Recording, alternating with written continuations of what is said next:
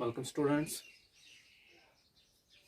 पिछली वीडियो जो हमारी थी, पिछली लेक्चर जो थी, उसमें हमने पढ़ा प्रोबेबिलिटी क्या होती है या प्रोबेबिलिटी क्यों पढ़ते हैं हम, और फिर उसमें हमने पढ़ा था सैम्पल स्पेस क्या होता है या किसी एक्सपेरिमेंट का सैम्पल स्पेस कैसे निकालते हैं। जैसे उसमें हमने मेनली किस पे बात की थी, sample space of a coin tossed once twice और थ्राइस, और सैम्पल स्पेस ऑफ ए 2 और 3 कॉइन्स टॉस्ड साइमल्टेनियसली। उसका मैंने आपको बताया था कि कैसे सैम्पल स्पेस निकालते हैं, या ये भी बताया था उसमें कि जब हम किसी कॉइन पे कोई एक्सपेरिमेंट करते हैं तो उसके सैम्पल स्पेस में कितने एलिमेंट्स होते हैं। अब हम बेटा बात करेंगे सैम्पल स्पेस पे ही फर्दर, वो है sample space of a dice. Dice का जो सैम्पल स्पेस है उस पे बात करते हैं। चलो बेटा देखते हैं। से sample space of a dice rolled once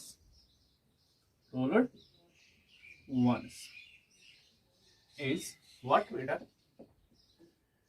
देखो बेटा, एक डाइस का सैंपल स्पेस लिखने से पहले मैं थोड़ा सा बताता हूं कि डाइस क्या होती है बेटा। डाइस जो होती है वो क्यूब की फॉर्म में होती है। किस फॉर्म में होती है? क्यूब की फॉर्म में, कुछ ऐसे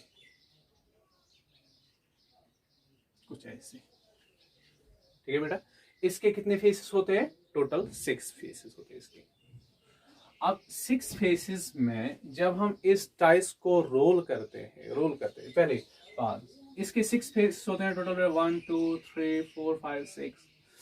एंड जैसे कि मैं अलग अलग हर किसी फेस को लिखूंगा 1 2 3 4 5 एंड 6। देखो बेटा, हर किसी फेस पे एक अपना अपना नंबर होता है। एक फेस पे होता है 1, जैसे कि dot represents here the number 1। दूसरी पे होता है ऐसे 2 डॉट्स, दैट मीन्स ये सेकंड फेस वाला नंबर है। ऐसे ही नेक्स्ट पे होता है बेटा, उस पे 3 डॉट्स होते हैं ऐसे, तो रिप्रेजेंट करती है फेस थर्ड। और नेक्स्ट पे होते हैं 4 1 2 1 2 3 एंड 4, कुछ ऐसे 4 डॉट्स होते हैं, वो करता है फोर्थ फेस रिप्रेजेंट। ऐसे जो फिफ्थ फेस है बेटा, उस पे 5 डॉट्स होते हैं, ओके, कुछ ऐसे। और लास्ट फेज जो है 6th फेज, उस पे कितने डॉट्स होंगे बेटा? Obviously 6 dots. तो ये होती है जो हमारी डाइस होती है, उसके अलग अलग 6 फेसों पे अलग अलग नंबर ऑफ डॉट्स होते हैं। एक फेस पे एक ही डॉट होता है, दूसरे पे 2 डॉट्स होते हैं, तीसरे पे 3 and so on up to 6 dots. तो इसके से ये 6 फेसेस रिप्रेजेंट करते हैं। लेकिन अब जब हम एक डाइस को ऐसे रोल करते हैं या ऊपर की ओर उछालते हैं, तो जब वो डाइस नीचे गिरती है तो लास्ट में ऑब्वियसली एक फेस ऊपर की ओर होता है। वो जो फेस ऊपर की ओर होता है उसी को हम उस वाली ट्रायल का आउटकम कहते हैं। समझ आई बात? Yet case of coin is in toss current. This is the one possible outcome क्या? या तो near head या तो near tail. But in a particular instance, इस बार क्या निकला? वो जो ऊपर वाला फेस होता है उसी को हम बोलते हैं पर्टिकुलर टाइम में वो उस कॉइन का आउटकम हो गया। ऐसे ही जब हम एक डाइस को रोल करते हैं या उछालते हैं, ऊपर वाला फेस कौन सा होगा वो उसका पर्टिकुलर ट्रायल में उसका आउटकम बनता है। ठीक। अब जब हम बेटा एक डाइस को रोल करेंगे, अगर हम डाइस को रोल करेंगे या उसको टॉस करेंगे, तो क्या क्या कौन कौन सा फेस ऊपर की ओर आ सकता है, कौन कौन सा, हम यहाँ उसके ऑल पॉसिबिलिटीज का सेट बनाएंगे। हाँ, ये नहीं लिखेंगे कि इस बार कौन सा फेस ऊपर हुआ, हम यहाँ पे ये लिखने जा रहे हैं कि जब हम एक डाइस को रोल करेंगे तो कौन कौन सा फेस ऊपर की ओर आ सकता है। तो कौन कौन सा फेस आ सकता है बेटा? ऐसे इक्वल्स टू, अब मैं ऐसे नहीं बनाऊंगा, इसके बदले में 1 डॉट के बदले में डायरेक्टली 1 लिखूंगा। दैट मीन्स वो वाला फेस ऊपर की आ सकता है, ऊपर की ओर आ सकता है जिस पर एक डॉट हो। या ऐसा फेस ऊपर की ओर आ सकता है जिस पे क्या होंगे बेटा, 2 डॉट्स, तो उसके बदले मैंने क्या लिखा, 2। ऐसे ही या तो वो वाला फेस ऊपर की ओर आएगा जिस पे 3 डॉट्स हो, ये भी पॉसिबिलिटी है कि ये वाला फेस ऊपर की ओर आएगा जिस पे 4 डॉट्स हो, एंड ऐसे बेटा similarly 5 and 6। It is the set of all possibilities of a dice rolled once। ये हो गया उस डाइस का सैंपल स्पेस जिसको हमने एक बार रोल किया। क्या है उसका सैंपल स्पेस, या तो फेस 1 ऊपर किया आएगा, या फेस 2 या 3 या 4 या 5 या 6। समझ आई बेटा बात। अब इस पे और एग्जांपल्स करने से पहले मैं आपको बेटा ये लिखाऊं कि जब भी हम एक डाइस को रोल करते हैं, इसको हम या तो एक बार रोल कर सकते हैं, या 2 बार, या 3 बार, या कभी ऐसा भी हो सकता है हम 2 डाइस को एक साथ उछाल सकते हैं या रोल कर सकते हैं। तो हम लिखेंगे पहले बेटा number of elements in sample space of a dice equals to, देखो बेटा जब हम किसी डाइस को रोल करेंगे, लेकिन यहां मैंने ये नहीं मेंशन किया कि कितनी बार रोल करेंगे, ठीक है। हम जनरल यहां लिखते हैं, आप उस डाइस को एक बार भी उछाल सकते हो, 2 बार भी, 3 बार भी, 4 बार भी, या ऐसा कर सकते हो आप कभी 2 डाइसेस को एट ए टाइम उछालोगे, या आप कभी 3 डाइसेस को एक बार में रोल करोगे या टॉस करोगे। तो कितने एलिमेंट्स एक डाइस के एक्सपेरिमेंट में हो सकते हैं। देखो बेटा क्या हो सकते हैं, पहले बताओ, जब हम एक डाइस को एक बार रोल करेंगे, तो उसके पॉसिबल आउटकम्स क्या है, 1 2 3 4 5 एंड 6। तो बेस क्या बनेगा बेटा, 6। जैसे कॉइन के केस में बेस क्या था, 2, बिकॉज जब हम एक कॉइन को टॉस करते थे या तो आएगा हेड या टेल। ऐसे ही जब हम एक डाइस को रोल करेंगे तो उसके पॉसिबल आउटकम्स क्या है, 6, 1 2 3 4 5, एक बार, 2 बार नहीं।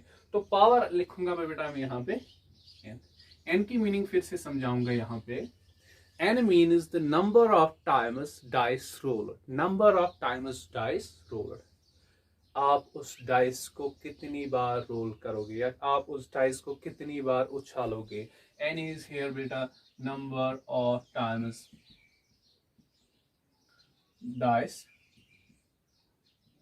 rolled.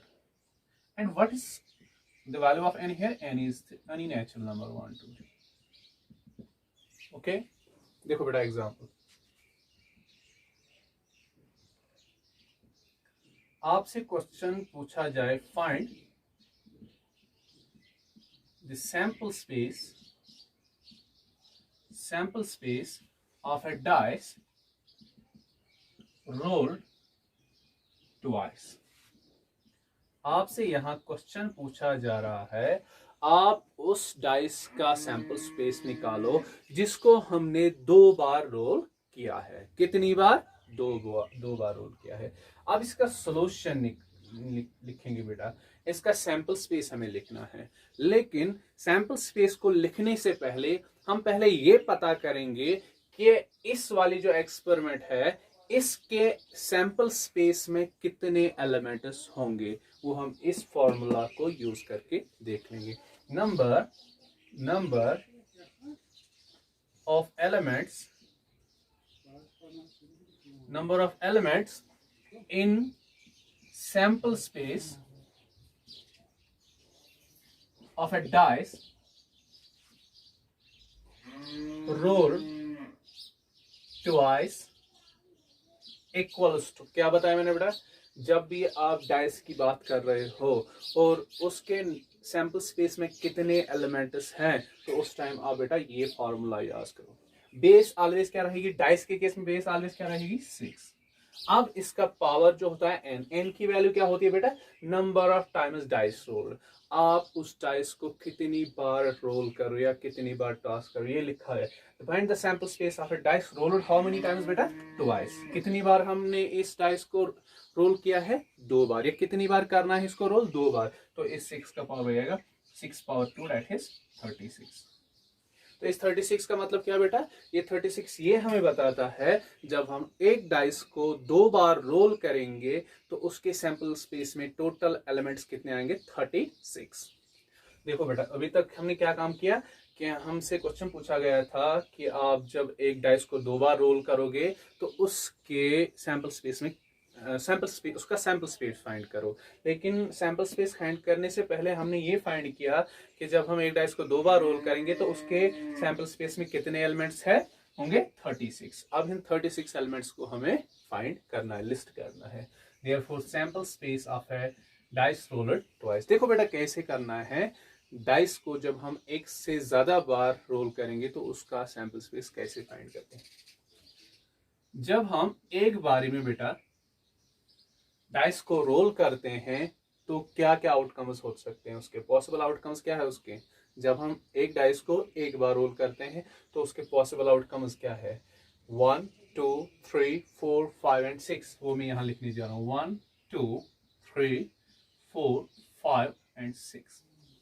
ये क्या बेटा मैंने यहां लिखा, जब हम एक डाइस को एक बार रोल करेंगे तो उसके पॉसिबल आउटकम्स क्या है। अगेन यही मैं इस सही कॉलम वाइज भी लिखने जा रहा हूँ, रो वाइज तो लिखा, आप कॉलम वाइज भी लिखेंगे, 1 2 3 4 5 एंड 6।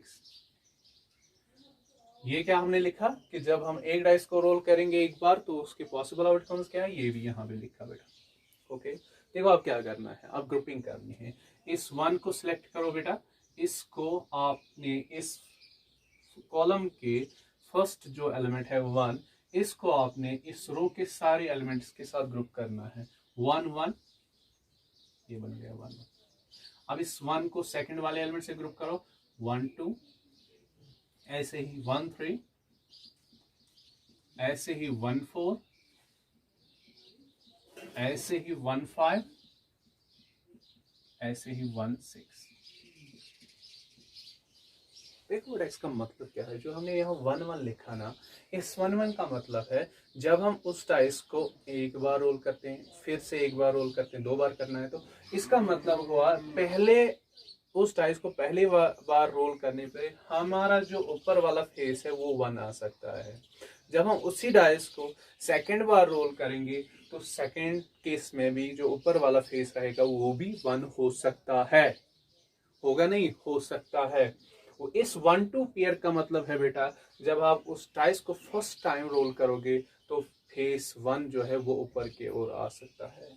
2 का मतलब है जो इस पेयर का सेकंड कोऑर्डिनेट जो है वो ये कहता है जब आप उस डाइस को रोल करोगे सेकंड टाइम तो सेकंड टाइम में ऊपर वाला फेस कौन हो सकता है, 2। ऐसे ही 1 3 का मतलब है फर्स्ट केस में ऊपर वाला फेस 1 आ सकता है, सेकंड वाला केस में जब सेकंड बार रोल करेंगे तो कौन सा फेस ऊपर आ सकता है, 3 एंड सो ऑन। हो गया ना। अब इस 2 को इन सारे एलिमेंट्स के साथ ऐसे ही ग्रुप करना है, 2 1, और क्या बनेगा 2 2, ऐसे क्या आएगा 2 3, और ऐसे क्या आएगा नेक्स्ट 2 4। चलो इन कॉमास को नहीं लिखते हैं, इन बीच वाले कॉमास में। Okay, 2 4 2 5 and 2 6, 2 5 and 2 6। Similarly बेटा 3 1 3 2 3 3 3 4 3 5 3 6। ऐसे ही बेटा डैश। अब मैं इन 2 रो को नहीं लिख रहा हूं, जैसे इस रो में आता 4 1 4 2 4 3 up to 4 6 5 1 5 2 5 3 5 6 एंड लास्ट वाले लिखेंगे 6 1 6 2 6 3 6 4 6 5 6 6। देखो बेटा इस 6 1 का मतलब क्या है, 6 1 का मतलब है जब आप उस डाइस को पहली बार रोल करोगे तो पहली बार रोल करने पे जो ऊपर वाला फेस हो सकता है वो 6 आ सकता है। जब आप उस डाइस को सेकंड बार रोल करोगे तो सेकंड वाले केस में ऊपर वाला जो फेस है वो 1 आ सकता है। ये हो गया बेटा sample space of a dice roller twice, या इसका मतलब ये भी हुआ sample space of 2 dice roller simultaneously. जब हम 2 डाइसेस को एक साथ में ऊपर उछालेंगे या रोल करें उसका मतलब उसका सैंपल स्पेस भी यही आएगा। तो होप करता हूँ आपको ये समझ आया होगा। अगर आप कभी आपसे पूछा जाए sample space of a dice roller thrice 3 times, अगर हम किसी डाइस को रोल करेंगे पहले ये पता करेंगे कि उसमें कितने एलिमेंट, उसके सैंपल स्पेस में कितने एलिमेंट, वो आएगा 6 power 3, 6 times 6 times 6 which is 216। Okay, तो sample space of a dice आपको समझ आया। देखो बेटा, अब तो हो गया sample space of a dice. अब करेंगे बात deck of cards. Deck of cards, देखो बेटा, डेक ऑफ कार्ड्स या मैंने डाइस की बात क्यों की या कॉइन की बात क्यों की, ये ऐसे एक्सपेरिमेंट्स है जिन पे आपको प्रोबेबिलिटी में फ्रिक्वेंटली क्वेश्चंस पूछे जाते हैं। कॉइन पे कोई क्वेश्चन होता है, डाइस पे क्वेश्चन होता है, या कार्ड डेक ऑफ कार्ड्स पे क्वेश्चन होता है। इसलिए पहले इन चीजों को अच्छे से समझेंगे तो क्वेश्चंस हम इजीली कर पाएंगे। डेक ऑफ कार्ड्स बेटा, एटलीस्ट सबको पता होगा कि जो डेक ऑफ कार्ड्स होता है उसमें टोटल कितने कार्ड्स होते हैं, 52 कार्ड्स। कितने कार्ड्स होते हैं बेटा, टोटल 52। ओके, लेकिन इन 52 कार्ड्स को 4 ग्रुप्स में डिवाइड किया जाता है। कितने ग्रुप्स में, 4 ग्रुप्स, 1 2 3 एंड 4। जो टोटल 52 कार्ड्स होते हैं उस डेक में, उस डेक को कितने ग्रुप्स में डिवाइड किया जाता है, 4 ग्रुप्स। एक तो पहला ग्रुप का जो नाम है उसका नाम हम लिखेंगे बेटा डायमंड। डायमंड, और डायमंड की जो सिंबल है वो है बेटा ये है डायमंड की सिंबल। ओके, जिसको हम कश्मीरी में कहते हैं इट, क्वेश्चन पढ़ा था इट वन से। अच्छा, ये क्या होगा, नेक्स्ट क्या है बेटा, हार्ट। नेक्स्ट ग्रुप का नाम जो है वो है हार्ट।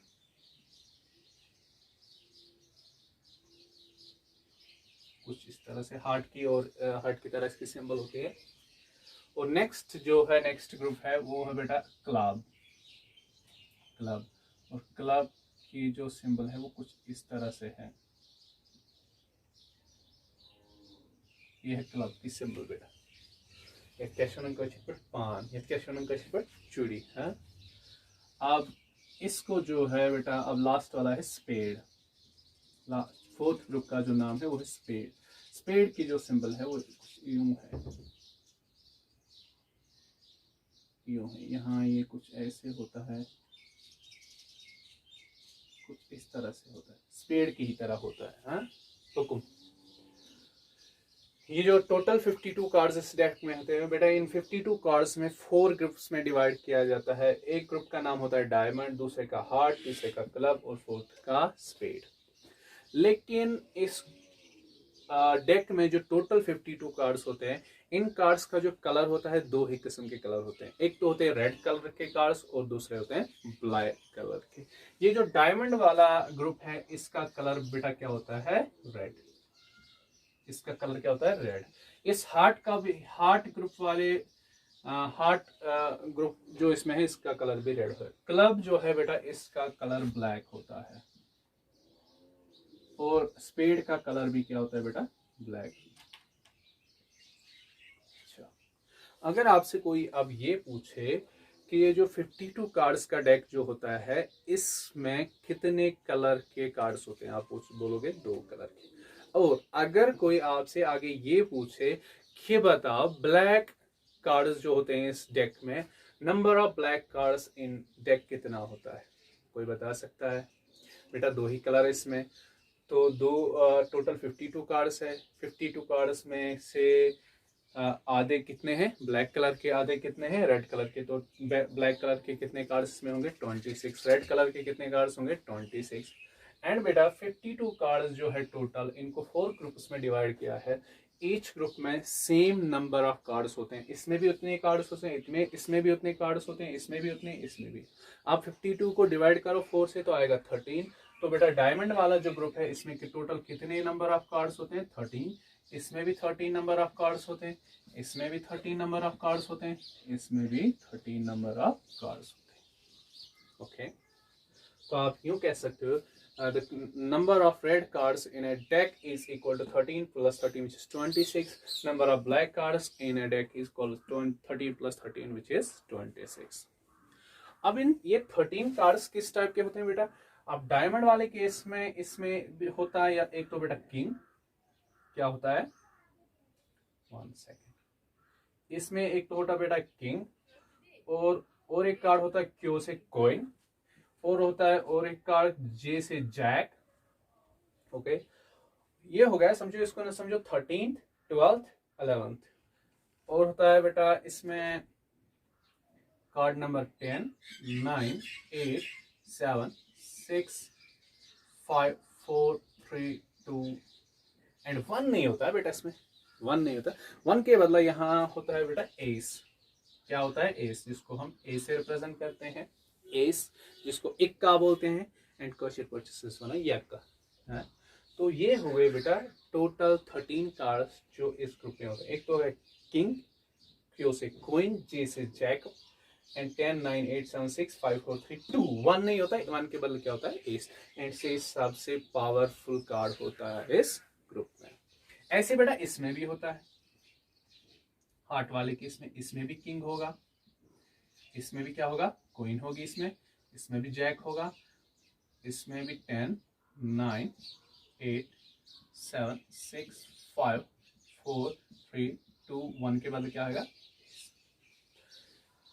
अब इन दोनों में क्या डिफरेंस होती है बेटा? इसमें भी किंग होता है, इसमें भी किंग होता है। इसके किंग और इसके किंग में क्या डिफरेंस है? फर्स्ट डिफरेंस कलर की डिफरेंस नहीं है, इसमें भी रेड है, इसमें भी होती है। इनमें बेटा क्या डिफरेंस? सिंबल की। इस किंग में ये वाले सिंबल लगी होगी, डायमंड की, और इस वाले किंग में कौन सी सिंबल लगी होगी? हार्ट की। ऐसे बेटा इन दो ग्रुप्स में भी यही कार्ड्स होते हैं, किंग क्वीन जैक और 10 9 8 7 6 5 4 3 2 एंड एस। समझ आया बेटा? और इसमें जो है होते हैं ये जो 4 ग्रुप्स अलग अलग होते हैं, इन 3 कार्ड्स को बेटा, इन 3 कार्ड्स को, किंग क्वीन और जैक को, इनको फेस कार्ड्स कहा जाता है। क्या कहा जाता है? Face cards. फेस कार्ड्स इसलिए कहा जाता है because out of these 13 cards, in 3 cards पे फेस बना होता है, किसी का फेस बना होता है, इसलिए इनको क्या कहते हैं? Face cards. उम्मीद करता हूँ आपको ये डेक का 52 कार्ड्स है अच्छे से समझ आएगा, एंड ये भी आपसे उम्मीद करता हूँ कि आप इसको आप दिमाग में बिठा लोगे इस चीज़ को कि कितने टोटल नंबर ऑफ कार्ड्स 52 है। 52 को ईच 4 ग्रुप्स में डिवाइड किया गया है। हर ग्रुप में 13 नंबर ऑफ कार्ड्स है। 2 ग्रुप में जो कलर है वो है रेड, हार्ट और डायमंड में, और जो क्लब और स्पेड है उसमें कलर है ब्लैक। तो ब्लैक कलर के 26 कार्ड्स और रेड कलर के 26 कार्ड्स, एंड हर किसी में 13 कार्ड्स जो है, एक में होता है किंग क्वीन जैक 10 9 8 7 6 5 4 3 2 एंड 1 के बदले होता है एस। अब देखो बेटा, हमने कहाँ से स्टार्ट किया था? हम पढ़ रहे थे some important terms related to probability. उसमें हमने पढ़ा पहले सैम्पल स्पेस, और सैम्पल स्पेस को फुल्ली डिस्कस किया। अब जो नेक्स्ट टर्म है प्रोबेबिलिटी से रिलेटेड, वो है बेटा इवेंट। इवेंट को पढ़ने से पहले, इसके पहले मैं बता दूं सैंपल पॉइंट किसे कहते हैं। Sample point, sample point, sample point बेटा कुछ नहीं होता है। जब आप किसी एक्सपेरिमेंट का सैंपल स्पेस लिखते हो, तो उस सैंपल स्पेस के हर ऑब्जेक्ट को हम क्या कहते हैं? Sample point. या हम यूं कहें, हर सैंपल्स, किसी सैंपल स्पेस के ईच पॉसिबल रिजल्ट, हर एक पॉसिबल रिजल्ट को हम क्या कहते हैं? Sample point. Each possible result, or you can say outcome. Each possible outcome of a sample space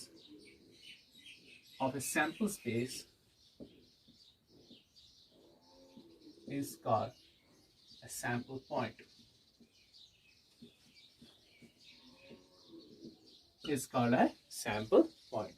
For example, अगर हम sample space of a dice rolled once लेंगे, एक बार को अगर हम डाइस को रोल करेंगे, उसका सैंपल स्पेस क्या था बेटा? 1 2, मतलब उसके पॉसिबल आउटकम्स क्या है? 1 2 3 4 5 6। इन 6 के 6 पॉसिबल आउटकम्स जो है इकट्ठा टुगेदर ये क्या बनाते हैं? Sample space. जब हम इन 6 पॉसिबल आउटकम्स को एक साथ, टोटल 6 पॉसिबल आउटकम्स की एक साथ बात करेंगे, या हम ये कहें ये कंबाइन टुगेदर ये क्या बनाते हैं? Sample space, set of all possible outcomes. लेकिन जब हम इनसे ऐसे डील करें, हम एक एक करके बात, 1 क्या कहलाएगा? वन एक पॉसिबल आउटकम है। किसका पॉसिबल आउटकम है? जब हम एक बार डाइस को रोल करते हैं। वन की अलग से वन की बात करें, one is a sample point, it's a one possible outcome and it is called as sample point.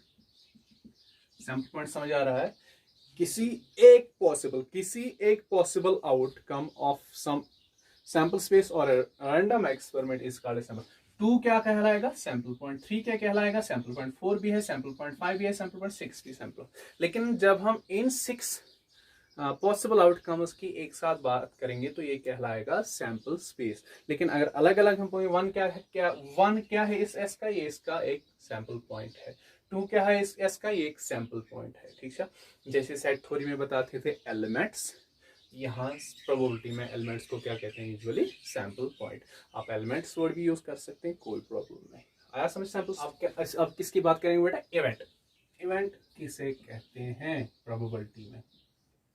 any desired subset of a sample space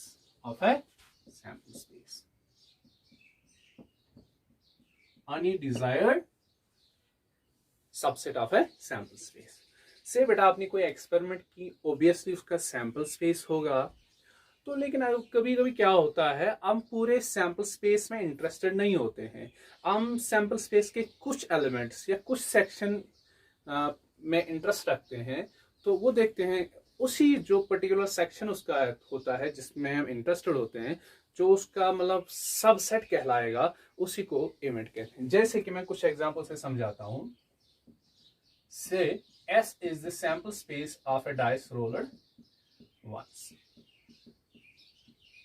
ये हमारा बेटा किसका सैंपल स्पेस है? किसके सारे पॉसिबल आउटकम्स को लिखा गया है?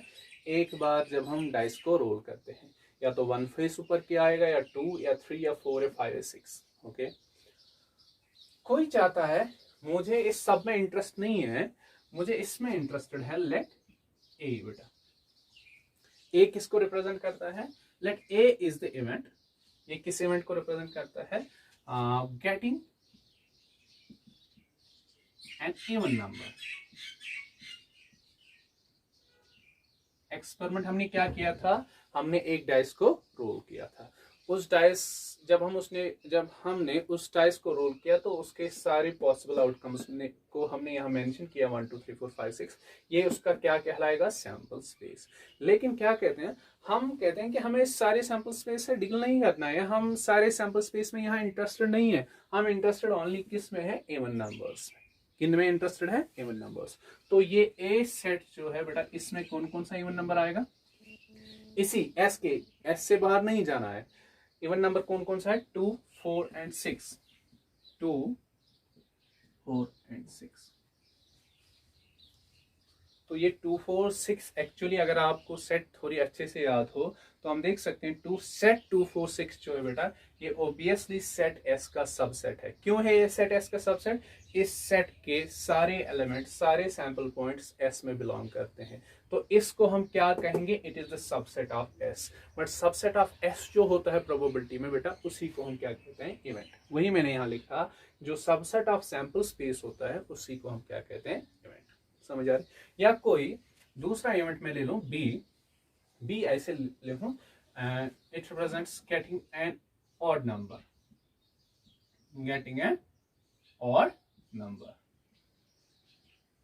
बी कोई दूसरा इवेंट है। ये दूसरा इवेंट बी किन को रिप्रेजेंट करता है? ओनली ऑड नंबर्स को।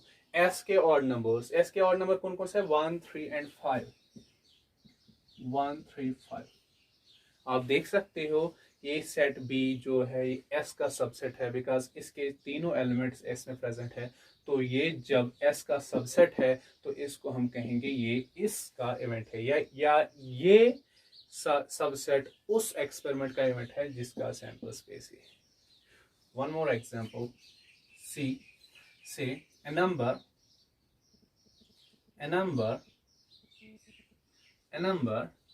less than a natural number। बेटा a number में नहीं लिखूंगा, a natural number less than 7। सी जो बेटा इवेंट है, ये किस इवेंट को, ये किन चीजों को रिप्रेजेंट करता है? उन नेचुरल नंबर्स को जो 7 से छोटे हो, लेकिन इस एस की बात कर रहे हैं, वो को क्या क्या आएगा बेटा? 1 2 3 4 5 and 6, because these are the natural numbers less than 7। So ये एक्चुअली सी जो है वो एग्जैक्टली इक्वल टू एस भी है, लेकिन हमें सेट थ्योरी में पढ़ा है each set is subset to itself, तो ये सी भी एस का सबसेट हो गया। जब ये इसका सबसेट हो गया तो ऑब्वियसली क्या बना? इवेंट। समझ आ रही बात बेटा? इवेंट क्या होता है? सिंपली आप याद रखो, इवेंट सैंपल स्पेस का सबसेट होता है। इवेंट में जो सैंपल पॉइंट से एलिमेंट्स होते हैं वो कहां से आते हैं? एस से ही आते हैं। ओके बेटा, अब इसमें बेटा आगे पढ़ना हमें टाइप्स ऑफ इवेंट्स। क्या पढ़ना है? Types of events. तो वो इंशाल्लाह नेक्स्ट लेक्चर में पढ़ेंगे। आज के लिए इतना काफी। Thank you.